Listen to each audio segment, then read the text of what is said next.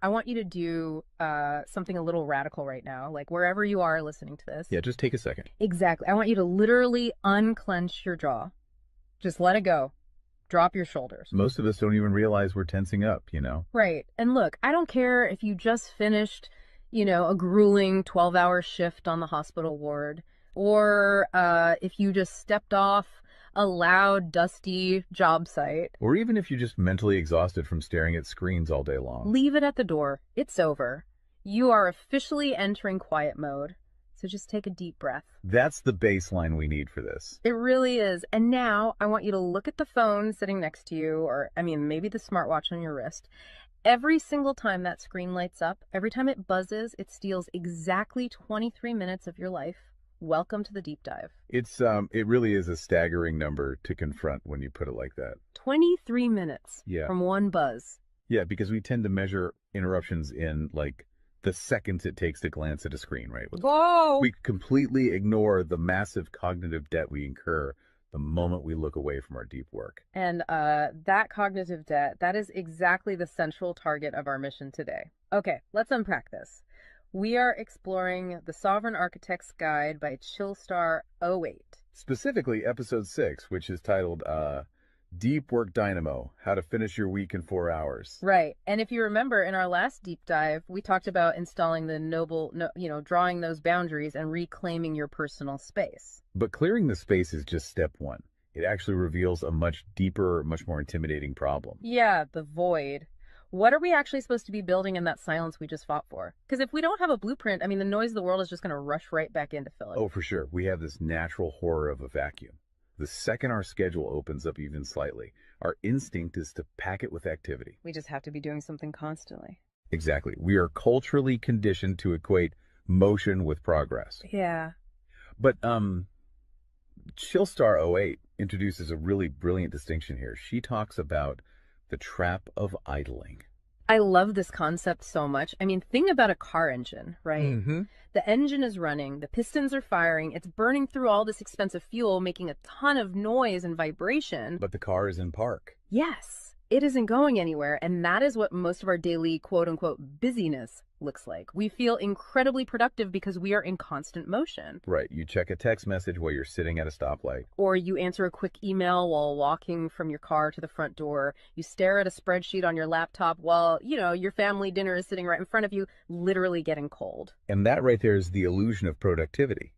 You end your day feeling physically and mentally depleted because you were constantly doing something. So you didn't actually do anything that matters. Exactly. If you step back and evaluate your legacy, Mm-hmm. the deep, meaningful work, the art, the business strategy, the relationships. Right, the relationships that actually move your life forward. None of it progressed. You spent 8 hours idling. You were everywhere, which means you were truly nowhere. Man, that hits hard. And this brings us back to that terrifying 23-minute statistic from the research she cites. I don't want to just gloss over this. No, we definitely shouldn't. Because understanding the mechanism behind it is crucial. Why does a 5-second distraction cost us almost half an hour? It basically comes down to how our prefrontal cortex manages working memory. Your brain is not a computer processor that can just run multiple applications in parallel. Right. We can't actually multitask. Exactly. When you are doing deep work, say writing a complex proposal, your brain loads this massive fragile web of context into your working memory. Like holding all the pieces of a puzzle in your hands at once. Yes. You are holding multiple variables, ideas, tones all at once. So when your phone buzzes and you glance at a text from your partner asking about groceries, your brain is forced to execute a context switch. So it has to dump all the proposal data just to load the grocery data. It literally flushes the working memory buffer, yeah. It has to process the new rules and the emotions associated with that text message. Wow. And then when you turn back to the proposal, you cannot just pick up where you left off. Your brain has to laboriously rebuild that entire web of context from scratch. Oh, I hate that feeling. Were you just staring at the screen like, what was I even saying? Right. It has to retrieve the thread of your argument. Remember the tone you were using, recall the variables.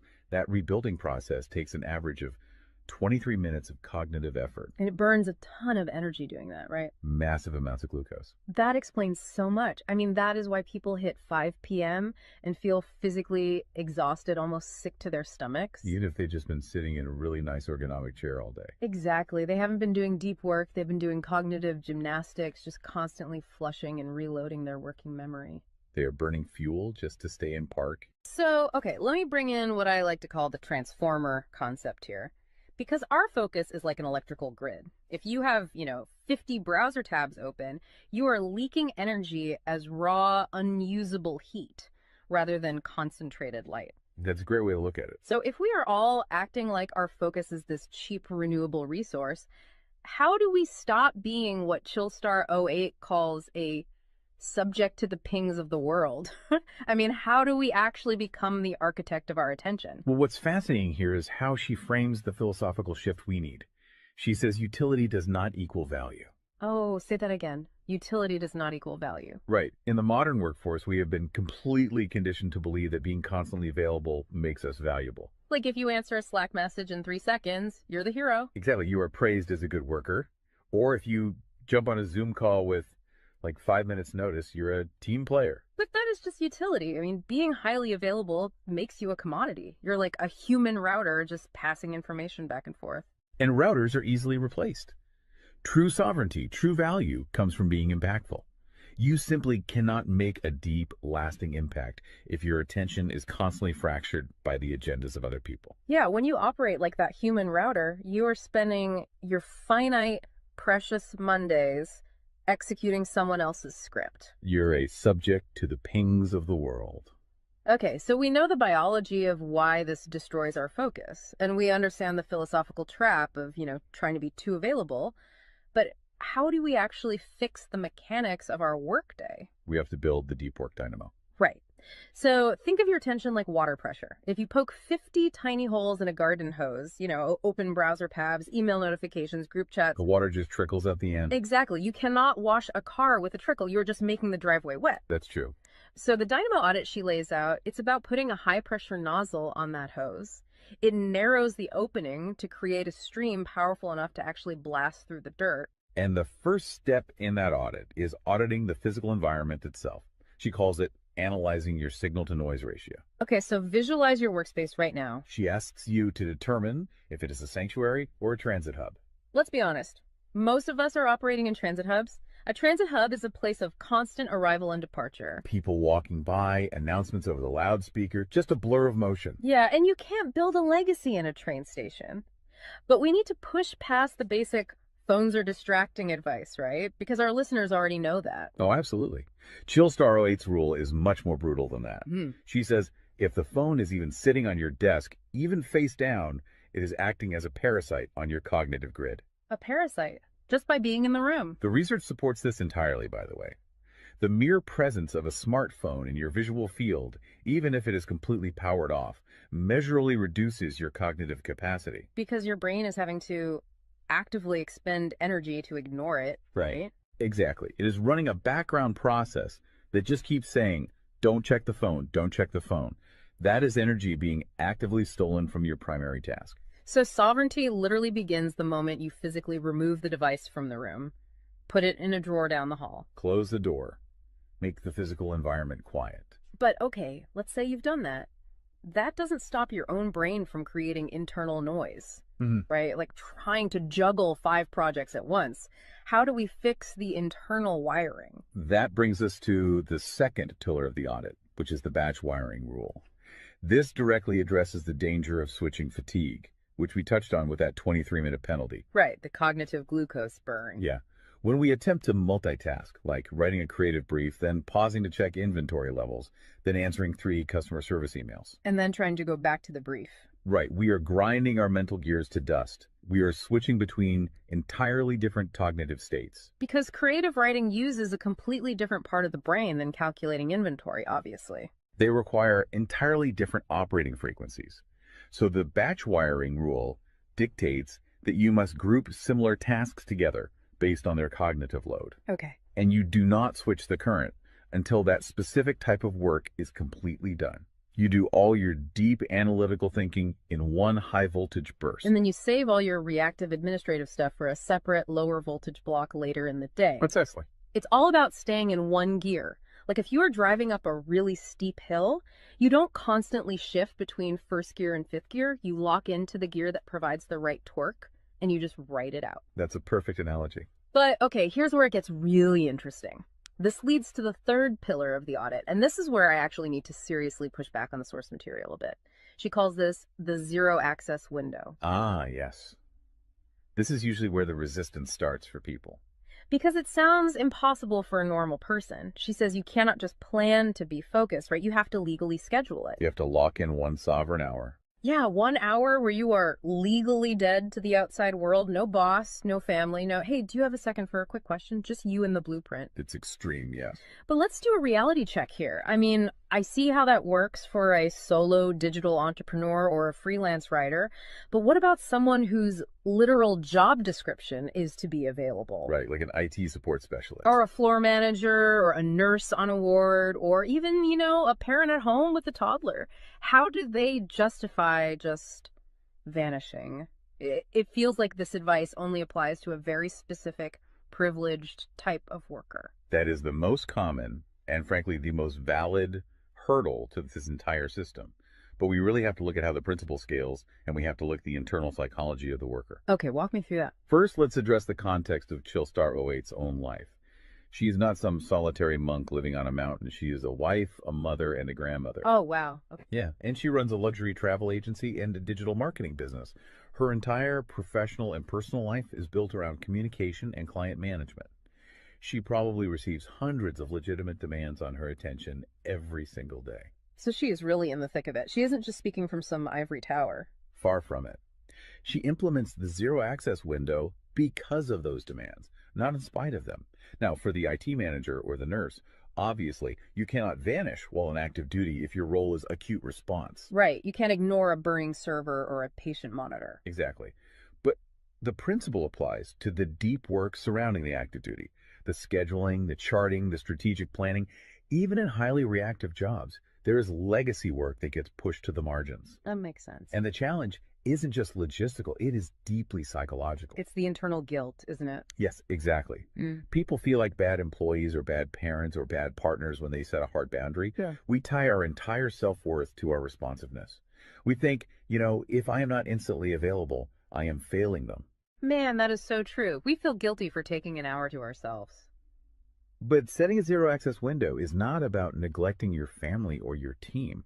It is about condensing your high level work into massive, high impact bursts of energy so that you can actually be present later. Wow. Okay. Consider the alternative.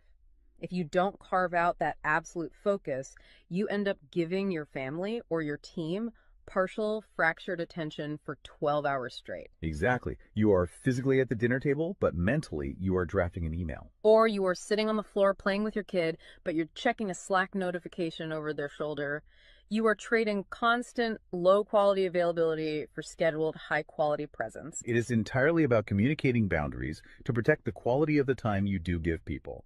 You tell your team, look, I am going offline for 60 minutes to finish this crucial report. If the servers literally catch fire, call this specific emergency number. Otherwise, I will address all questions at 11:00 a.m. Right. You aren't vanishing to hide. You are vanishing to get the work done efficiently so you can actually live your life. Which brings us to the ultimate why behind this entire system. Because once you fight through that guilt, once you build this 4-hour fortress, you have to know what it is all for. It's not just about becoming a hyper-efficient robot. No, because if you use these tools just to do more of your boss's busy work or to take on 3 more stressful projects, you have entirely missed the point. You are just speeding up the treadmill. If we connect this to the bigger picture, the destination we are driving toward is a concept she calls passive magnetism. Okay, break down passive magnetism for us, because it sounds a bit abstract. Think of it as the gravity your work generates when it is undeniably good. Most people operate with active desperation. They are loudly networking, constantly posting, aggressively chasing clients or promotions. Just relying on sheer volume to get noticed. Right. Passive magnetism is the exact opposite. It is the ability to attract results, clients, wealth, legacy, or respect through the undeniable quality of your deep work. Because you actually took the time to build something substantial rather than just talking about building it. Yes, when you engage the deep work dynamo, you produce work so concentrated and so valuable that it acts as a magnet. You don't have to chase the market comes to you. And the ultimate prize of achieving that passive magnetism isn't just more work. The prize is time. Time is the ultimate currency. The dream of the sovereign architect is to finish an entire week's worth of business output in just 4 hours. You do this high voltage work often while the rest of the world is literally still hitting the snooze button. You free up the remaining hours so you can go be a traveler, so you can be a creative. So you can be a fully engaged grandparent like Chillstar 08. Exactly. She frames it beautifully in the source text. She says, we wire for silent so we can live in volume. Oh, I love that. We embrace the discipline of the quiet fortress so that our actual lives can be loud, vibrant, and fully experienced. We are finally taking control of the dial. But, making that shift from a frantic, reactive employee to a calm, sovereign creator requires a massive shift in identity. You have to tune your mind before you sit down to do the work. It is really difficult to just sit down at a desk and instantly command your brain to perform deep work, right? Especially if you've spent the last hour navigating traffic and listening to the news. You need a transition ritual to cross that threshold. And Chillstar 08 provides something for this transition called the Chillstar's Creed. It is designed to be a grounding frequency. It really centers you. Yeah, so I want you, the listener, to use this. I want you to imagine a slow, steady heartbeat in the background. Just a deep, resonant 528 hertz frequency. Just let the frequency of these words settle into your mind before you initiate your deep work. Ready? Take it in. I am grounded in peace. I am reaching for my stars. My light is my own. I am a star and I will shine bright. I will reach for the sky. I release what was. I embrace what is becoming. Using a creed like that is just such a powerful behavioral trigger. It really shifts your state. When you speak those words, even just internally, you are consciously reminding yourself that your light, your focus, your energy is your own. It does not belong to your inbox. This does not belong to the algorithm. Right. You are releasing the frantic energy of the morning and embracing the sovereign focus of the architect. So we always want to translate this high-level theory into ground-level reality for you. We don't want you to just listen to this and go right back to idling. Definitely not. Here's your 1% install. This is your micro-win to take action on this deep dive immediately. Tomorrow morning, before the world starts demanding your attention, before you check a single news site or open your email, I want you to set a timer for exactly 60 minutes. Put your phone in another room entirely. Yes, physical distance. Do not open any extra browser tabs. Pick one legacy task, just one, and flip the switch on your very first sovereign hour. And be prepared for it to feel incredibly uncomfortable at first. Your brain will crave the dopamine hit of a notification. Oh, you will feel an almost physical itch to check your messages. But if you can sit in that silence, if you can endure that initial friction, you will watch the dynamo start to spin. You will enter that flow state, and the old blueprints of hustling and grinding will be completely burned away. And look, if you want the actual templates to automate this piece, the specific tools and step-by-step guides to build the system out completely and protect your location-independent freedom, you can join the Sovereign Fortress on the Chillstar 08 school community. All the blueprints are there waiting for you. They really are. As we wrap up this deep dive, I want to leave you with one final thought to explore on your own. We have spent this entire session talking about the mechanics of work. We've talked about condensing your week's output into just 4 hours of pure, undistracted focus. But if you actually achieve that, you're going to be faced with a beautiful, kind of terrifying question. What's that? Who are you going to become in the remaining 164 hours of your week? What if your true legacy has absolutely nothing to do with what you produce while you are busy, but entirely to do with who you are when you are finally completely silent? Wow. Unclench that jaw. Drop those shoulders. Step into the quiet. Go be great and flip the switch. We'll see you on the next deep dive.